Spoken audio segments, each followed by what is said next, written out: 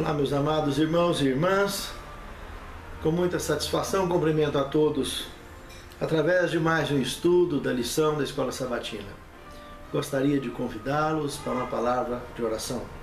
Santo Deus, muito obrigado por tantas lições maravilhosas que Tu tem preparado para nós ao longo de nossas vidas. Dirija as nossas vidas, Senhor, debaixo dos Teus cuidados e da Tua orientação sagrada, especialmente ao abrirmos agora a Tua Palavra para estudar mais essa lição. Santifica-nos em Tua Palavra, porque a Tua Palavra é verdade. Confiamos-Te estas bênçãos, agradecidos em nome de Jesus. Amém. Hoje, lição 4, a saga de Jonas. Que saga! Grande saga de Jonas. Vamos estudar isso hoje, coisa linda. Atos capítulo 10, verso 34 e 35. Então falou Pedro dizendo: reconheço por verdade que Deus não faz acepção de pessoas. Pelo contrário, em qualquer nação, aquele que teme e faz o que é justo, lhe é aceitável. Veja que esse contexto que acabamos de ler aconteceu no ano 34 da era cristã, quando Pedro entrou na casa de Cornélio para batizá-lo e teve aquela visão do lençol. E foi exatamente ali que o próprio Pedro foi reconhecer que o evangelho deveria ser estendido ao mundo gentio, porque o povo de Deus não estava restrito somente na nação judaica, mas no mundo inteiro. Deus sempre teve como propósito de resgatar a raça caída, e que isso não se restringia somente a uma nação, mas sim usaria uma nação para alcançar o mundo. Como a nação rejeitou a Cristo, automaticamente eles passaram a fazer parte como indivíduos, como o resto do mundo, e uma nação espiritual agora, o Israel espiritual, onde Deus reuniria em com um só pastor, com um só batismo, com uma só fé, pessoas do mundo inteiro, preparando-os para que quando o Senhor voltar, recolher a todos e levá-los para a eternidade. Veja que outro ponto a ser destacado aqui é que a questão de nações em si, que Deus observa, está de olho nas nações e nos governos. Governos, nações rebeldes, que colocam leis antibíblicas, coisas que atraem a ira de Deus, coisas que levam o Senhor à grande indignação, como genocídios, casamento de mesmo sexo e muitas outras coisas que rodam no meio da corrupção política e governamental de várias nações do mundo, levando os povos a serem oprimidos, humilhados, martirizados. Tudo isso Deus está de olho e vai prestar conta com certeza com cada governante, com cada um que votou e propôs ações antibíblicas contra qualquer povo, de qualquer religião, de qualquer parte do mundo. Pode ter certeza. Mas voltando aqui para a saga de Jonas, Jonas é o único profeta do Antigo Testamento que de forma direta foi conduzido a uma mensagem de pregar em terra estrangeira. Os demais fizeram esses trabalhos, como Daniel, Sadraque, Mesaque, Abednego, o próprio Ezequiel e outros, dentre outros, porque foram conduzidos sob cativeiro e ali desenvolveram a pregação do Evangelho. Mas Jonas não. Jonas saiu lá da Galileia, onde Deus o chamou, e foi até Nínive, lá no Irã, depois do Iraque, depois do Rio Tigre, a mais de 400 quilômetros de Babilônia. O profeta falho. Segundo tema. Segundo Reis 14, 25, faz um comentário interessante sobre Jonas, sobre sua origem, sobre sua missão, e por que não também dizer sobre o chamado e a missão. Lá ele é honrado como um profeta que predisse que Israel iria recapturar um território tomado pela Síria. Jonas era galileu, assim como Jesus, divididos no espaço de tempo de 750 anos aproximadamente. Com relação a Jonas, quando estudamos no capítulo 1,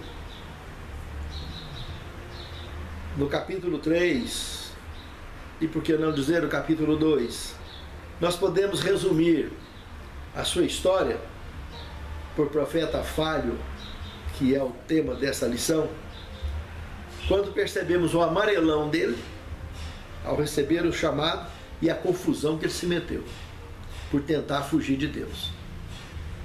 Ele deixou uma ideia, uma imagem lamentável de um profeta falho, dentre outras falhas que no decurso ele cometeu. Mas, prosseguindo, o terceiro tema, um dos primeiros missionários. Como disse, Nínive foi uma evidência bíblica que Deus cuida de todo o planeta, está de olho em todas as nações do mundo. Nínive é uma representação clara desse assunto. O segundo ponto a ser observado aqui, observando Jonas, capítulo 1, verso 3 ao 17, podemos ver esse missionário fugindo de Deus, porque quando Deus diz para ele ir para Nínive, ele sai, vai lá no embarque, em vez de comprar uma passagem para Nínive, ele comprou uma passagem para o lado contrário, indo para a Europa, indo lá para a Espanha, em Tarsis. Meus amados, que desastre. E bateu de frente com a tempestade em alto mar. E o desfecho todos conhecem. Onde ele foi encontrado, lá no porão, no meio da carga, dormindo tranquilo, o navio está quase partindo, de tanta tempestade. A história da sorte, jogar no mar, confusão, todo mundo conhece. Mas aqui agora, no quarto tema, no ventre do grande peixe. Olha, eu sou filho de pescador e aprendi a pescar desde menino. E peixe é meu prato predileto. É demais poder juntar tudo num contexto só.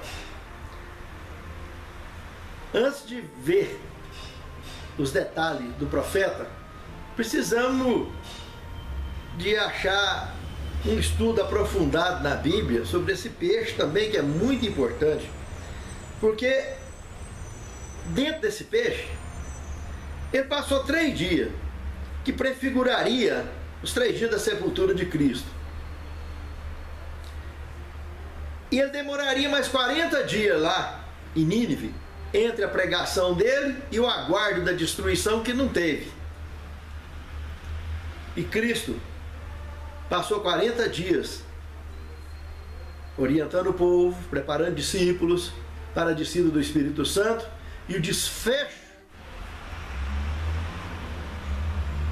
da grande campanha evangelística, que se culminaria com a volta de Cristo, e sim aí, finalmente, com a salvação, o recolhimento dos escolhidos e a destruição dos ímpios de uma só vez, que estiverem naquela ocasião vivos. Amados, são figuras escatológicas maravilhosas que aconteceram aqui nessa história de Jonas e o peixe. Mas como eu disse, vamos estudar um pouquinho sobre esse peixe. Primeiro, nós temos que pôr um apelido nesse peixe, que poderia ser o peixe transporte ou peixe capela. Porque ele orou dentro dele 3 dias, olha a oração cumprida, hein? 3 dias de oração dentro do peixe. Peixe transporte, ele transportou ele. 3 dias de viagem. Ele não gastaria 3 dias para chegar lá, para chegar ao destino. Mas por propósito de Deus, para formatar a sepultura vicária de Cristo, ele gastou os 3 dias. Segundo, será que teríamos referências bíblicas do gênero? Ah, com certeza. Se observarmos, por exemplo, Salmo capítulo 104, o verso 25 e o 26, destacando o 26, Deus fazendo um comentário, o salmista fazendo um comentário sobre a criação, quando ele faz alusão sobre os mares criados por Deus, ele comenta que ali, nos mares, andam os navios e o Leviatã. Opa! Junto com o que andava em cima do mar, ele estava comentando de um outro que andava no fundo do mar. E chamou ele de Leviatã. Parece que começamos a achar uma trilha aí para chegar nessa situação do peixe transporte que nós estamos falando aí. Terceiro ponto. Vamos observar o incidente marítimo do profeta. Se observarmos Jonas, capítulo 1, 17, que mostra que Deus deparou então um grande peixe e levou para recolher Jonas, e vê Jonas, capítulo 2, verso 5, podemos perceber ali que Jonas teve um período de apneia fantástico em alto mar, aonde as algas marinhas, o texto bíblico de Jonas 2,5, diz que enrolou na cabeça dele. Presta atenção, irmão, nós estamos falando de alto mar, fundo mar, pressão atmosférica pesadíssima, e apneia para chegar vivo nesse lugar.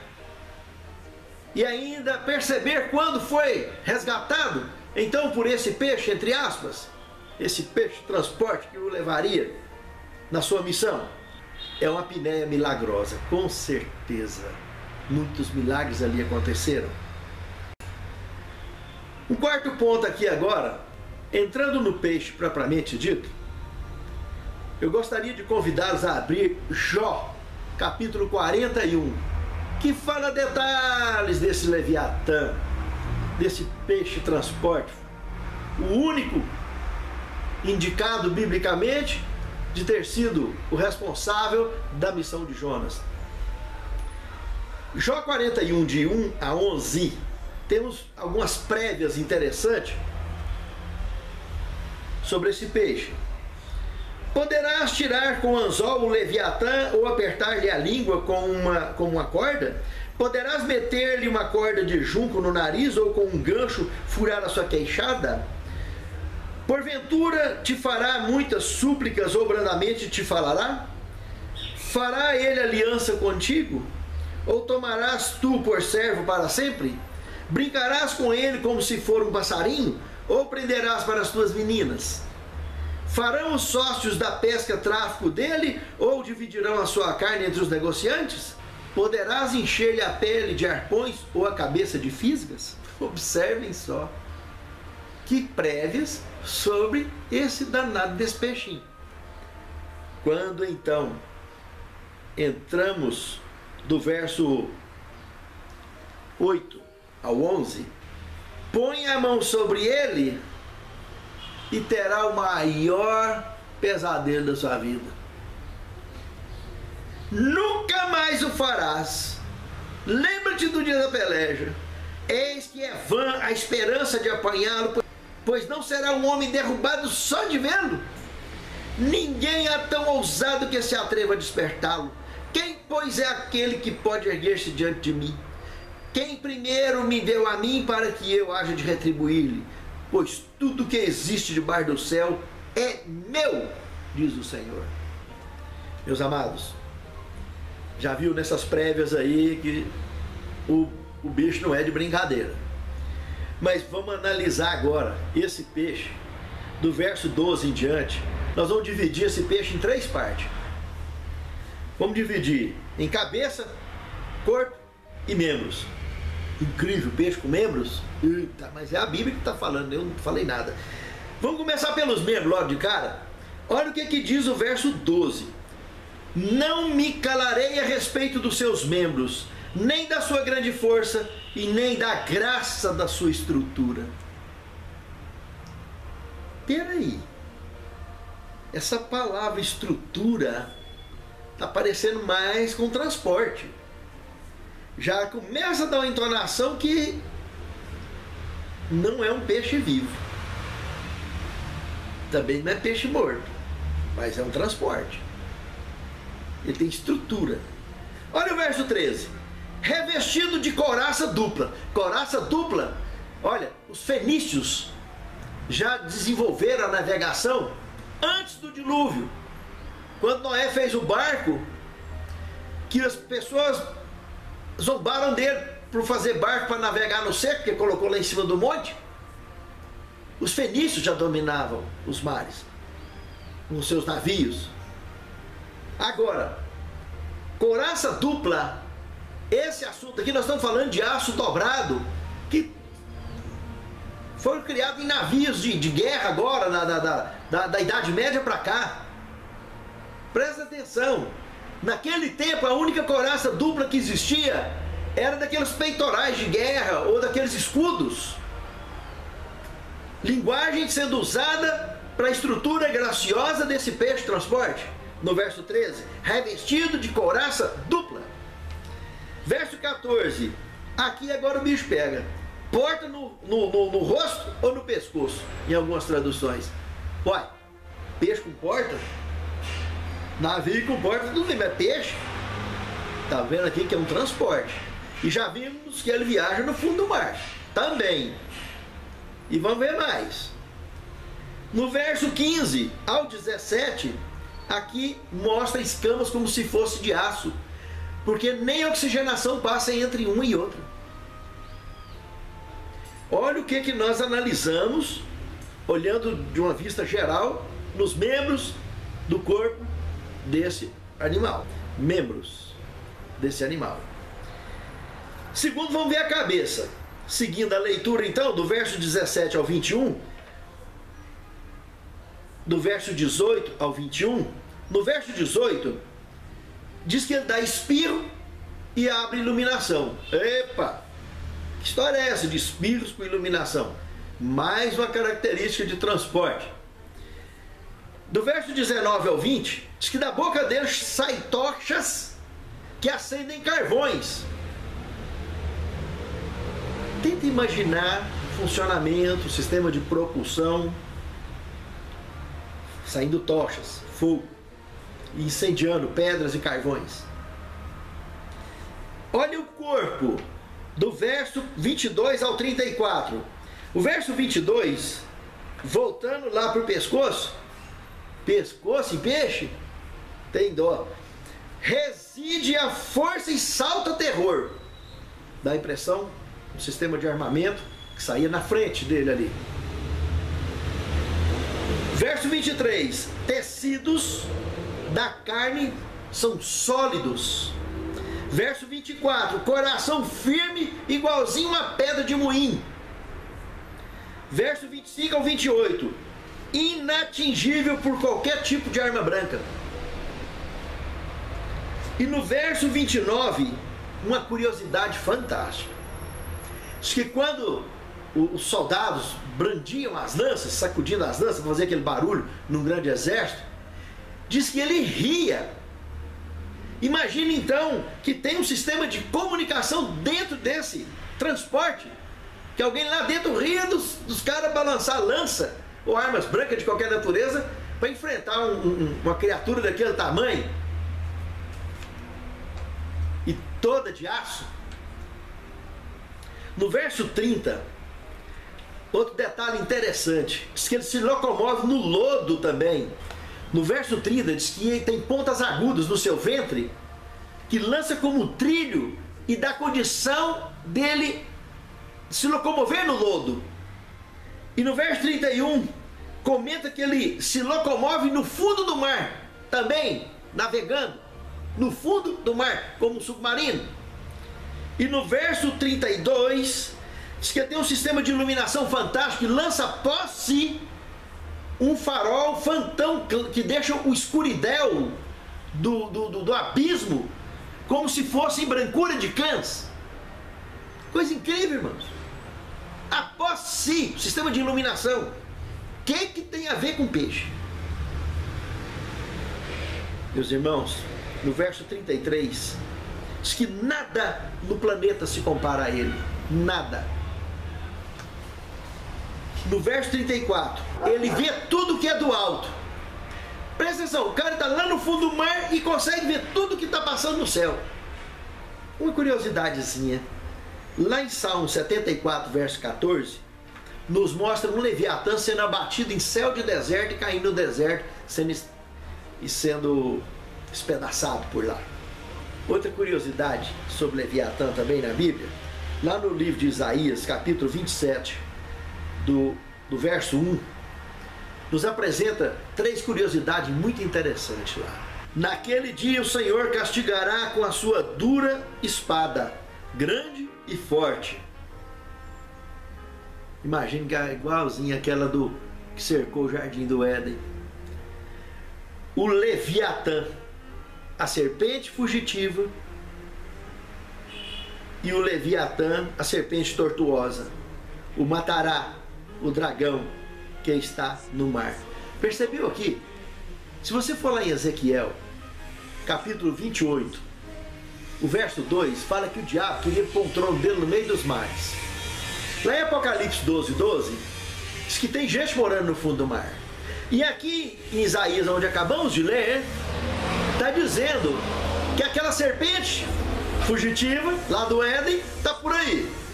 Não sei aonde, mas está por aí. Vai ser detonada pela grande espada de Deus. O Leviatã do mal, utilizado por Satanás, um transporte que ele utiliza, chamado de serpente tortuosa, porque é a condução da serpente, condução do dragão, que ele lá no Apocalipse 12 é chamado de dragão também, dragão dos mares, vai ser consumido também. Muito curioso essas 3 informações, não é mesmo? Mais curioso ainda é saber que Jonas, capítulo 2, verso 10, foi vomitado na terra, lançado na terra, depois de 3 dias de viagem, ele foi vomitado na terra. Alguns detalhes eu gostaria de deixar marcado aqui. Em primeiro lugar, que os 3 dias de oração dele, Jonas detalha coisas que ele viu no fundo do mar, não estivesse num lugar que tem tranquilidade, oxigênio, para ele observar, ele poder olhar do lado de fora. Ele relatou detalhes que ele viu no fundo do mar. Muitos detalhes interessantes que existem de fato lá no fundo do mar. E que há poucos anos, inclusive, pôde ser confirmado muitos desses detalhes que tanto que Jonas viu, quanto que Jó também relatou na Escritura Sagrada. Meus amados, Jonas estava num lugar que ele não estava ajoelhado em língua de peixe, ele não estava recebendo ácido nenhum de peixe, ele não estava catingando a peixe, ele estava num lugar tranquilo sendo transportado. E nós vimos que o Leviatã, ele não viaja no fundo do mar, viaja no lodo, em barro e no céu.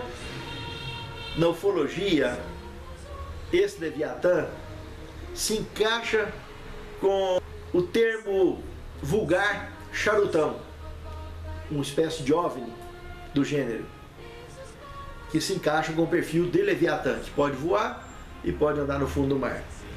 Esse assunto foi muito interessante, porque Jonas, ao ser vomitado, um peixe, entre aspas, ainda que tivesse sido, para lançar ele,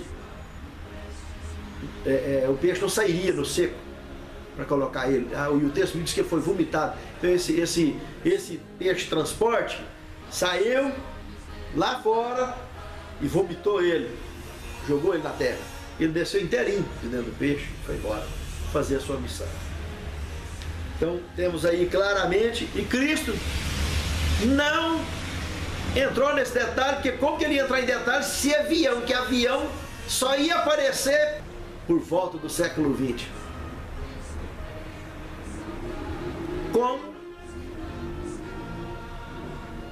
que Jesus ia tocar no assunto desse? Mas se você entrar lá em Escatologia 3, aula 13, vocês vão ver ufologia no Êxodo. Dá uma analisada naquela matéria lá. Vamos ver, vai conseguir encaixar mais peças desse quebra-cabeça, que é muito interessante. Não é ponto de salvação, mas é importante aprender a olhar para a Bíblia de forma mais clara do que ela é e menos cheio de história de carochinha, como muitos ainda insistem em fazer. Porque na época eles não tinham como entender, mas hoje nós temos como entender.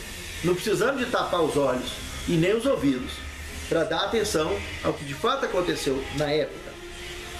Jonas, no ventre desse grande peixe, nos traz revelações fantásticas que embaraçam a língua da ciência e da teologia moderna que existe em nossos dias. Quinto tema, a geração de Nínive. Sabemos que Nínive foi fundada por Nimrod há mais de 2000 anos antes de Cristo, logo depois do dilúvio, na descendência de Noé.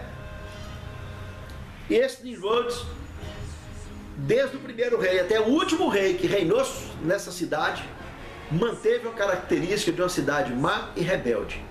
Nínive não foi destruída, como nós vimos, quando Jonas esteve lá.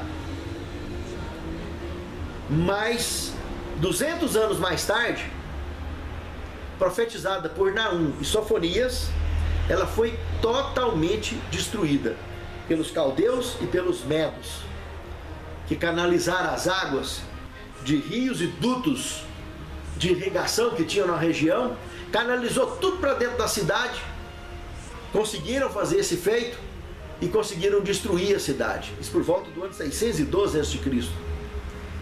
Inclusive o rei, que estava embriagado na época, conta-se o relato histórico, que ele subiu para cima da torre e colocou fogo em eunucos, em soldados que estavam ali junto com ele, em súditos que estavam por ali, mas não adiantou nada.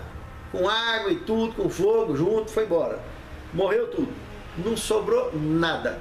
Somente por volta de meados do século XIX foram encontrar ruínas arqueológicas de Nínive, que está lá para todos observarem.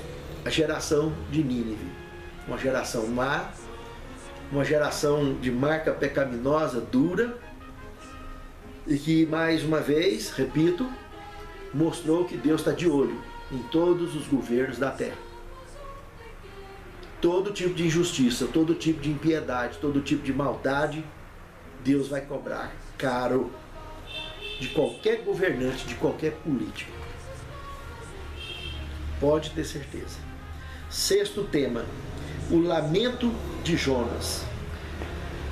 Olha, o próprio profeta foi o maior obstáculo para Deus conseguir o envolvimento missionário mundial na vida daquele moço. A falta de compaixão leva qualquer gigante para o chão, meus irmãos. Qualquer missionário, qualquer servo de Deus, qualquer grande homem, qualquer grande mulher, acima de tudo, precisa ser misericordioso e piedoso, compassivo, generoso, porque a falta de compaixão joga qualquer gigante no chão. Sétimo tema, piedade e compaixão são gemas preciosas do tesouro da fé. Na história de Nínive, há uma lição que vocês devem estudar cuidadosamente. Devem conhecer seus deveres para com o semelhante, com o ignorante e o corrompido, que necessita da sua ajuda. Cristo triunfante, página 171. Lembre dessas palavras da Senhora White. Que todo o mundo ao nosso redor, mesmo os ignorantes, os maus, os impiedosos, podem precisar de mim e de você.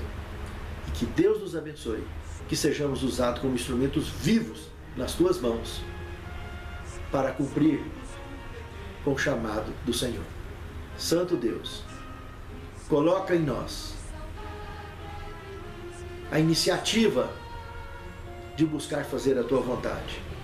Coloque em nós a iniciativa e o desejo de fazer a tua vontade e de evangelizar o mundo ao nosso redor.